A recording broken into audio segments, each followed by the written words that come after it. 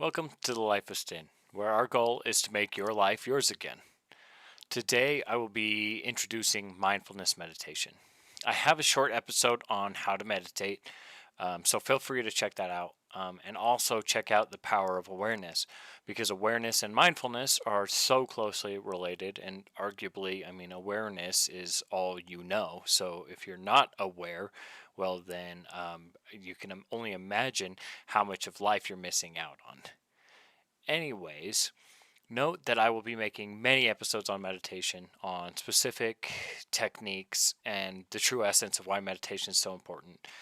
Um, so you're going to get a lot of like how to meditate, and then I'm also going to go into detail those techniques I give you in that video, as well as always going to be more information on meditation and why you would do it, what the true essence of it is, and trying to knock down all of the stigma of meditation, as well as kind of some of the misconceptions that go around. Because sometimes meditation can be seen as kind of like a woo-woo, spiritual, religious kind of thing, and I think it's just all that stigma just ruins the essence of what all of these things are actually trying to teach us. And so we need to get rid of all that dogma and all that ideology. And even into a certain sense, science does the same thing that religion and spirituality does. And we'd like to paint a bigger picture so that we can get more of what's actually true.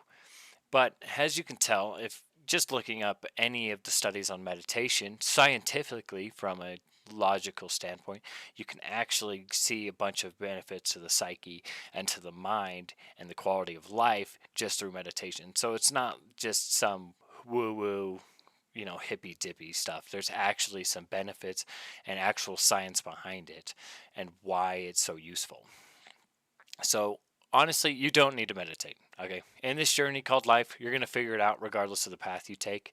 But I do want to stress how the single most important thing I could advise you to do is to start a meditation habit, even if it's only for like 5 minutes a day. Okay, meditation has changed my life, my mind, and it's been one of the most powerful tools in my life for achieving peace, joy, and creating the life that I want. But it's important to remember that meditation is just a tool. It's not the only path. There are infinite paths to reach the same destination. There's not one right or best way to do anything. It all depends on you. And still, like always, be mindful of the information you're given in life. Meditation and why? Well, meditation does so many things. But at the end of the day, meditation isn't about achieving some awakened state or enlightenment. It's not about having mystical insights or anything like that. Even though all of those things may happen, meditation is about being and collapsing down into a singularity. It's about connecting with the oneness of everything. The mind cannot know reality, for it only projects itself onto reality. So we can shut down the mind and observe what's left. The mind can deal with concepts and intellectual understandings, but intelligence can't hold a candle to experience. Meditation is controlling the mind through no control. Some people have restless minds, and that's okay. There's nothing wrong with that, especially in this day and age that everybody is overthinking. But meditation isn't about always silencing the mind either. Sometimes it's about just detaching from the thoughts and feelings and sense perceptions and just observing them. Now, into mindfulness meditation. This can help you on your goal to emotional mastery, as well as controlling your thoughts and feelings, which in turn, which we learned through my 7 Hermetic Principles video. Go check it out after this video if you haven't seen it. But we learned that the universe is entirely mental. You don't perceive an external objective world outside of your own awareness. You only experience awareness and what arises out of awareness. So when you control the internal, you'll be able to control the external. Remember also that meditation is a tool, kind of like a flight simulator. You use a flight simulator to learn how to fly, but you have to master the flight simulator before flying the actual plane.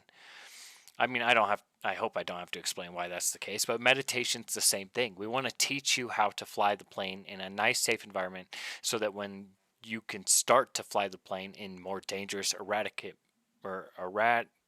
moments, and then also be able to land the plane safely and get everybody, make sure everyone's alive. Because when the tornadoes and chaos of life are attacking you, you practice in the simulator what to do. Now you can exercise that into reality. And meditation is the same thing. Eventually, even when the chaos of life erupts in, you can perpetually be in a meditative state, controlling your thoughts and emotions, observing and being aware, being at peace and joy, even in crazy environments. Now, how to do mindfulness meditation. You'll first get in a comfortable position, preferably with your back straight so you don't fall asleep and close your eyes. But also recognize that you can do this anywhere at any time, even if I'd rather you meditate even if you're just going to lay down, go to bed. At least lay down, go to bed, and meditate before you fall asleep.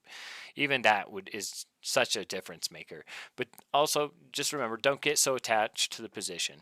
It's okay to itch an itch. It's okay to move. Remember, this is the map, not the territory. Don't get so attached to the map. Obviously, try to stay still. Keep your eyes closed. But once you've done that, just observe everything going on in your awareness. Your body, the feelings, the thoughts, your breath. Just take a moment and feel all of that and be aware of it. Bring it into your awareness. Now, while you're sitting there, these thoughts and feelings are going to arise. So when they do, just acknowledge it as a thought or a feeling that has arisen, and feel it, and then just let it pass. It might not feel so pleasant to say this, but they are just thoughts and feelings. They don't really mean much at all. So just acknowledge it as a thought or feeling, be aware of it, and let it pass if you can. If it won't pass, just watch it and just observe it. And anytime you catch your mind trailing off into a story, just come back and just acknowledge that happened, be aware of it, and let that pass. In this way, we're consciously filtering through our thoughts and feelings, and we're allowing ourselves to experience them, but also we aren't giving them much power. And it's okay if some thoughts keep lingering and don't go away. We're not trying to push away any thoughts or feelings away, whether they're positive or negative. We're trying to experience them from a distance. Acknowledging the activity of the mind, but not identifying with it, we have thousands of feelings and thoughts a day. But for a lot of us, we really let these feelings and thoughts control us instead of the other way around. So when a thought or feeling comes in, we want to acknowledge it. We want to be aware of it. Because to change the things we want to change in our life, we have to be aware of them. But so many of us run through life unconsciously in an instinct-driven state, not actually being conscious or aware or actually in control of anything. So after acknowledging it, feel it. To heal it, you have to feel it. We think if we bottle it up or push it away, we're protecting ourselves from feeling negative feelings or negative situations, but it just makes it worse and controls us further. So feel it. Feel it in your body and chest, and lastly, just let go of it. Let go of the attachment of it. Let go of giving it power. Just let go.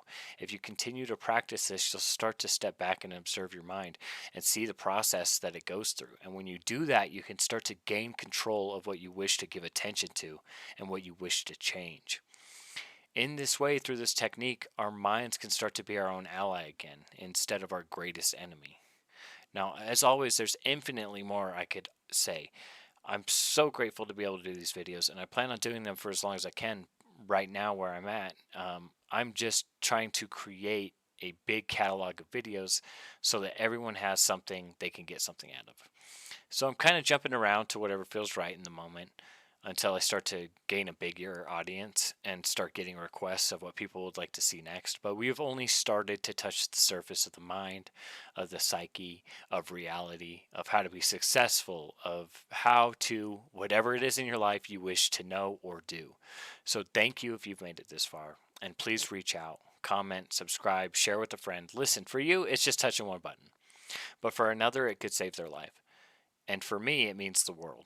So even something as insignificant as hitting the subscribe button is for you, it could mean the universe to me, as well as who else will be shown my content. But before I go on too long, have the day you were meant to have.